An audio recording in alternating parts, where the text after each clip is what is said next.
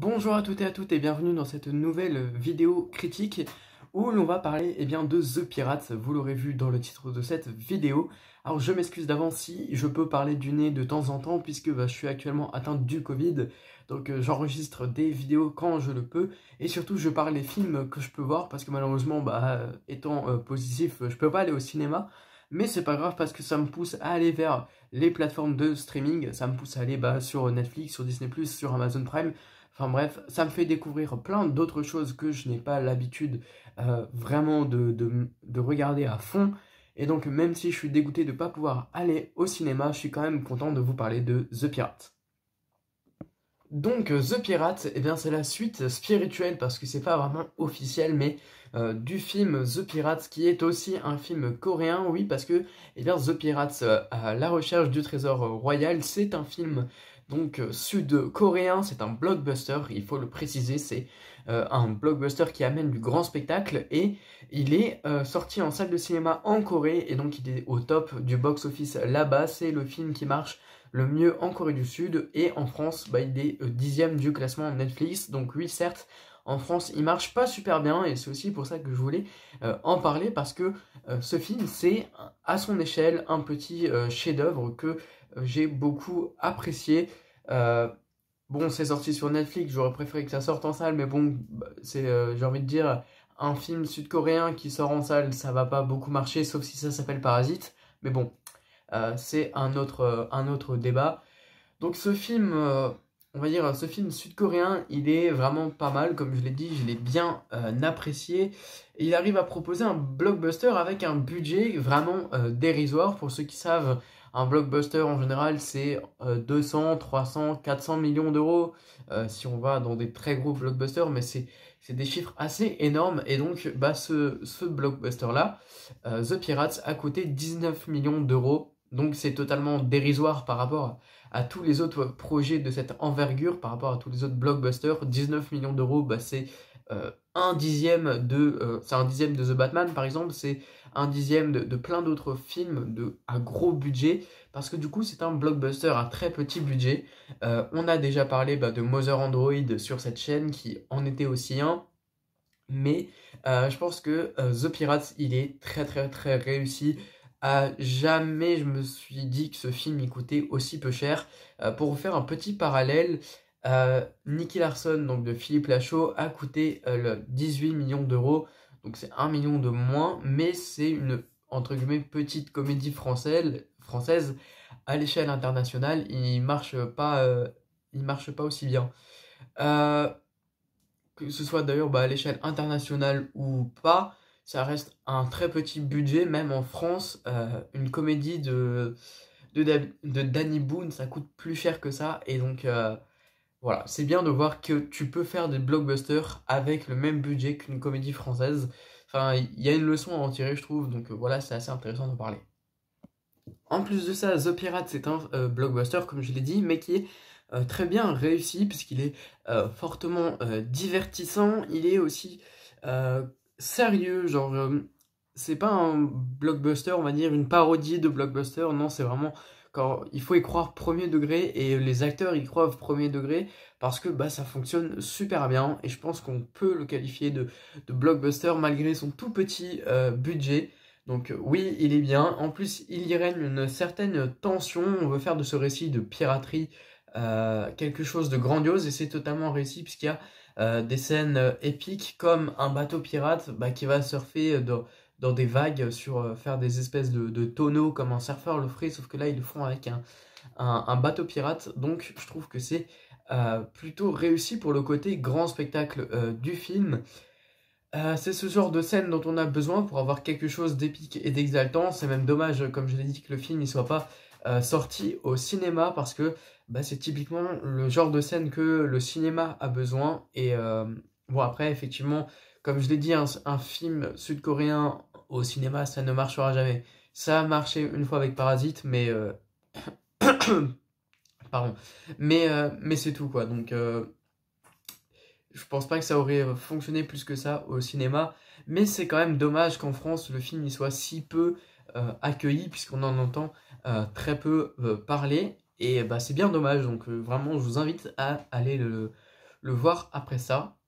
Vous l'aurez compris, donc The Pirate, c'est un film d'aventure où on suit des pirates asiatiques qui sillonneront les mers à la recherche d'un trésor perdu.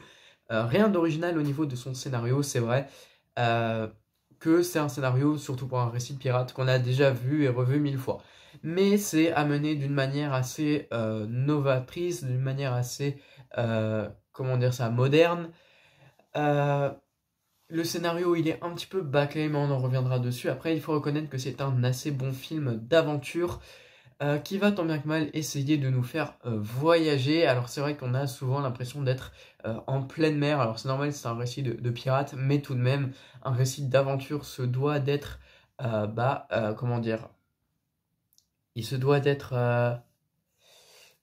exaltant en termes d'aventure, de voyage, etc.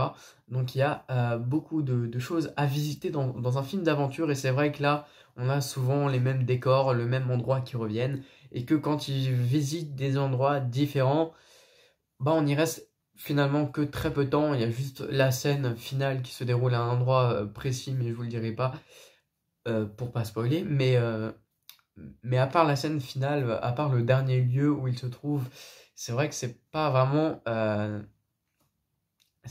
exceptionnel. D'autant plus qu'on ressent beaucoup en termes de décor que c'est filmé en studio. Quasiment tous les moments où ils sont sur le bateau, personnellement, je me suis dit, ok, c'est en studio, ça se voit, parce que les fonds verts se ressentent, parce qu'il y a des éclairages qui font pas naturels. T'as vraiment l'impression que, comme moi, ils ont allumé la lumière là, en phase 2 et puis ils ont commencé à filmer. Enfin, il y a des éclairages qui sont pas naturels. Par exemple, en pleine nuit, avec zéro lumière, t'as une grosse lumière jaune qui va éclairer l'actrice. Enfin, il y a plein d'exemples comme ça. C'est Ça arrive, c'est fait du studio et en même temps on va pas le plaindre au vu du budget du film, hein, comme je l'ai dit, c'est réussi pour ce prix-là. Euh, Qu'est-ce que je peux dire d'autre par rapport à ça? On vit une vraie aventure de pirate et en plus le film il a une ambiance vraiment très particulière que je m'attendais pas à recevoir parce que c'est vrai que des films qui te donnent une sacrée ambiance, c'est rare d'en avoir et là on a vraiment un mood particulier qui se dégage du film donc c'est quand même intéressant. Donc j'ai légèrement eu le temps de vous en parler avant. Le scénario, c'est vrai qu'il est assez loupé concernant The Pirates parce que il y a eu déjà plein de petites incompréhensions de ma part, mais je pense que c'est dû au fait que le film il m'explique pas totalement bien. Alors peut-être que c'est moi qui ai mal suivi et c'est possible aussi.